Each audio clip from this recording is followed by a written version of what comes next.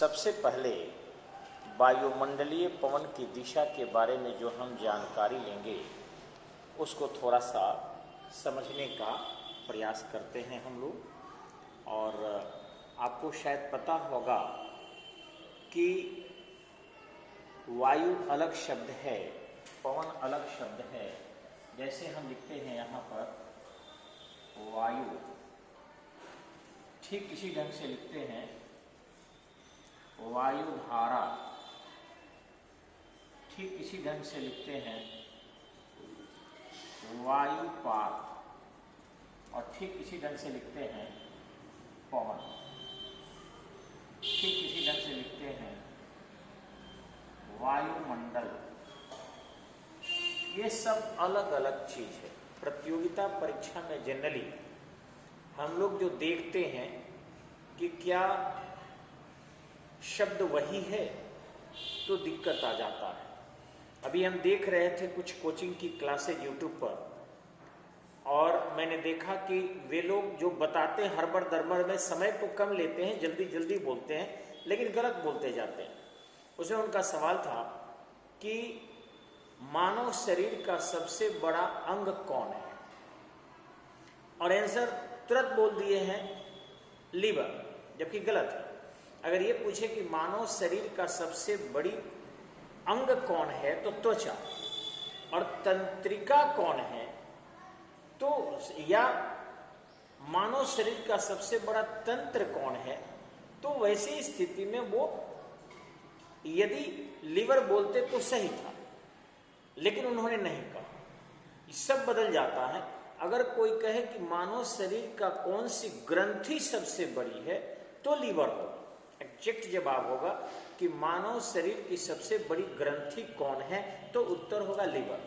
तो आप लोग YouTube पर बहुत ही अच्छे, बहुत ही इलेक्ट्रॉनिक और बहुत ही सिस्टमेटिक क्लास देखते हैं, लेकिन ध्यान रखेंगे नॉलेज में वे वैसे लोग चला रहे हैं जिनके पास विद्वता का अभाव है या प्रतियोगिता के अनुभव की पुरजोर कमी है।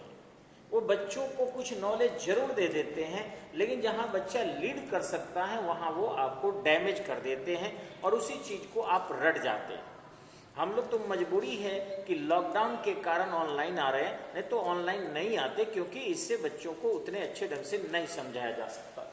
अब देखेंगे ये वायुमंडल, तो ध्यान रखेंगे अनेक वायु के परतों के समूह को वायुमंडल कहते हैं, या पृथ्वी सतह, चाहे वो समुद्र का तल हो या स्थल खंड हो, से ऊपर के समस्त हिस्सों को जो अंतरिक्ष तक जाता है, यानी अपने ऊपरी सीमा तक जाता है, ये वायुमंडल कहा जाता है। ठीक है, ये लगभग पृथ्वी सतह से लेकर, ये सतह से लेकर और 1000 किलोमीटर तक सघन रूप में और 10,000 किलोमीटर विरल रूप में जाता है, इतनी ऊंचाई तक जाता है। जबकि पवन है कि गत्यमान वस्तु, यानी वायु का वह स्वरूप जो क्षैतिज गति करता है, एक दूसरे के ऊपर से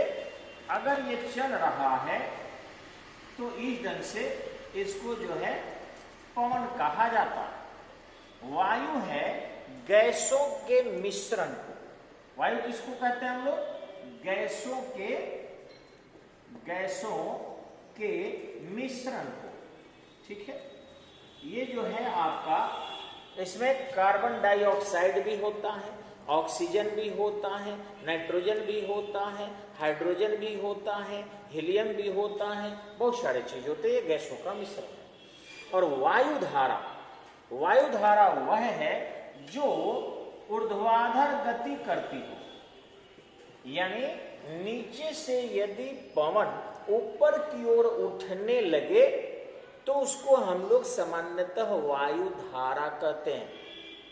यह आप देखेंगे चक्रवात में आता है, यह सामान्यतः चक्रवात में देखने को मिलता है, या आपको यह मिलता है विषुवत रेखीय क्षेत्र में, विषुवत रेखीय क्षेत्र में, विषुवत रेखीय क्षेत्र में आपको वायु धारा दिखाई पड़ता है। उंगली हटाइएगा ऊपर से, कैमरा पर ना जाए, देखते रहिएगा। यह है वायुपात। वायुपात में क्या है कि अगर वायु नीचे से ऊपर की ओर उतरती है तो उसको हम लोग वायुपात कहते हैं।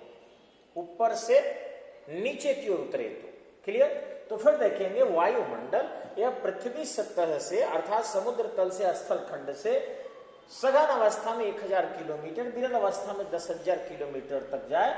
पवन वह वायु की, वह गत्यमान वायु जो पृथ्वी सतह के क्षैतिज गति करती है, पवन कहते हैं। वायु गैसों के मिश्रण को वायु कहते हैं और पूरा समूह को वायुमंडल। वायु धारा पृथ्वी सतह से ऊपर उठने वाली पवन को, ऊपर उठने वाली पवन को वायु धारा कहते हैं। यह चक्रवात होता है, यह विषुवत रेखीय क्षेत्रों में पाया जाता है। वायुपात ऊपर से नीचे उतरने वाले वायु को हम लोग वायुपात कहते हैं, या इसको प्रति चक्रवात भी कहते हैं, या इसको हम लोग एंटी साइक्लोन भी कहते हैं। ये नीचे की उतरता है और ये सामान्यतः कर्क रेखा पर, कर्क एवं मकर रेखा पर ज्यादा दिखाई पड़ता है। कर्क रेखा एवं मकर रेखा पर ये ज्यादा दिखाई पड़ता है, ठीक है। अब रही बात आपको कि वायु का बहाव होता क्यों है, इसको थोड़ा सा समझिए। यह आपको YouTube में नहीं मिलेगा, या अन्य शिक्षक जो साधारण है जो नहीं करा पाएंगे। ये दिल्ली में के सिद्धार्था जी है जो ज्योग्राफी बहुत अच्छे पढ़ाते हैं, वो करेंगे, या शशांक द एटम करेंगे। ये एक दो टीचर है पूरे इंडिया में जो आपको बेहतरीन तरीके से समझा पाएंगे। बाकी आपको शिक्षक नहीं मिलेंगे जो इस पॉइंट से आपकी शुरुआत करेंगे। सरोज सिंह भी जो पढ़ाते हैं एरा दिल्ली में, उनका लेवल भी उतना बढ़िया नहीं है। शशांक का है और के सिद्धार्था का है, इतना मैं मानता हूं। तो इतनी बेहतरीन नॉलेज आपको दी जा रही है। आगे देखेंगे आप कि आखिर वायु का बहाव होता क्यों है, यानी पवन बनते कैसे हैं। तो ध्यान रखेंगे कि मान लीजिए ये आपका पृथ्वी होगी। अब इस पृथ्वी के अगर इस दिशा से आपका सूर्य हो गया, और ये सूर्य जो है इस पृथ्वी पर जो है अपनी रोशनी को भेजता है, तो जहां सूर्य के ताप ज्यादा होंगे वहां पर गर्म हवा होगी। और जब गर्म हवा होगी, जैसे मान लीजिए विषुवत रेखा ये हो गया, तो यहां पर क्या होगा, प्रेशर जो है कम हो जाएगा। प्रेशर क्या होगा, कम, क्योंकि हवा गर्म होकर ऊपर उठेगी, और गर्म होकर उठेगी तो यहाँ पर टेम्परेचर बराबर क्या हो जाएगा, हाई हो जाएगा। प्रेशर जो है आपका, टेम्परेचर लो हो जाएगा, यहाँ ऊपर का सेंस है, सॉरी टेम्परेचर हाई और प्रेशर लो। प्रेशर ध्यान रखिएगा, ये नीचे का अर्थ है लो और टेम्परेचर हाई। तो प्रेशर कम हो जाएगा क्योंकि उच्च ताप के कारण ऊपर की ओर हवा उठ जाएगी, और उठ गई तब प्रेशर डाउन हो गया एंड टेम्परेचर बढ़ गया। अब ध्यान रखेंगे यहाँ प्रेशर कम है, यानी हवा ऊपर जब उठ रही है तो आसपास का जो ये आपका कर्क रेखा हुआ या मकर रेखा हुआ, ये मान लीजिए मकर रेखा हुआ, ये आपका कर्क रेखा हुआ, यहाँ से हवा, चूंकि ये हाई प्रेशर पर हवा है, यहाँ आपका लो प्रेशर पर हवा है, यहाँ भी आपके हाई प्रेशर है, तो इधर से हवा तेज गति से चलेगी और ये तेज गति से चलेगी, यानी उच्च वायुदाब से निम्न वायुदाब की ओर हवा चलती है। अब इसको ऐसे समझा जा सकता है कि यदि कहीं उच्च ताप है तो सीधा सा अर्थ है कि वहां निम्न दाब होगा। यानी ऐसे समझेंगे कि जहां हाई प्रेशर होगा वहां लो टेम्परेचर है। हाई प्रेशर होगा, इसका सीधा सा अर्थ है कि वहां लो टेम्परेचर है, और यदि लो प्रेशर होगा तो सीधा सा है कि वहां पर हाई टेम्परेचर है, हाई टेम्परेचर है। तो इस ढंग से यह हाई टेम्परेचर लो टेम्परेचर एक दूसरे के विपरीत होगा। किसी एक स्थान पर हाई प्रेशर हाई टेम्परेचर केवल कुकर में होता है, कृत्रिम रूप से होता है। जो प्रेशर कुकर हम लोग रखते हैं, खाना बनाते हैं, उसको आर्टिफिशियल प्रेशर देकर और हाई टेम्परेचर देने के बावजूद भी हाई प्रेशर बनाते हैं। नेचर में ऐसा संभव नहीं है। जैसे ही टेम्परेचर बढ़ेगा वहां पर प्रेशर लो हो जाएगा, और जैसे ही वहां पर टेम्परेचर लो होगा प्रेशर बढ़ जाएगा, टेम्परेचर हाई होगा प्रेशर लो हो जाएगा। अब ध्यान रखेंगे कि जहां जहां प्रेशर लो होगा यानी हवा छिन्न अवस्था में होगी, हाई प्रेशर एरिया से हवा चलने लगेगी उस स्थान को भरने के लिए। अब जब उस स्थान को भरने के लिए यानी उच्च वायुदाब से निम्न वायुदाब की ओर हवा चलती है, अर्थात निम्न तापीय क्षेत्र से उच्च तापीय क्षेत्र की ओर हवा चलती है। एकदम ध्यान रखेंगे। यहाँ हम लिख भी देते हैं कि उच्च ताप क्षेत्र से उच्च ताप क्षेत्र की ओर पवन निम्न ताप से चलती है। ये एकदम कंफर्म रख लेंगे आप लोग। दूसरा है कि इसी को अगर बदल दीजिए दूसरे तरीके से, उलट देंगे, यानी जहां निम्न ताप हो जाएगा वहां पर आपको उच्च वायुदाब होगा, उच्च वायुदाब से निम्न वायुदाब की ओर हवा चलेगी। अर्थात यहां हम लोग लिख सकते हैं इसी लाइन को, अर्थात जहां लो प्रेशर होगा उस दिशा में हाई प्रेशर से हवा चलेगी।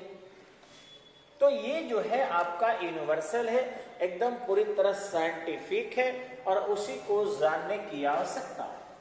अब देखेंगे हम पूरा पृथ्वी पर आएंगे कि हमारे पृथ्वी पर कैसे आपका लो प्रेशर एरिया बनता है। हालांकि कहीं कहीं थोड़े देर के लिए भी इस दाब में और ताप में परिवर्तन आ जाता है, और यही कारण है आंधी तूफान चक्रवात प्रति चक्रवात चलने का।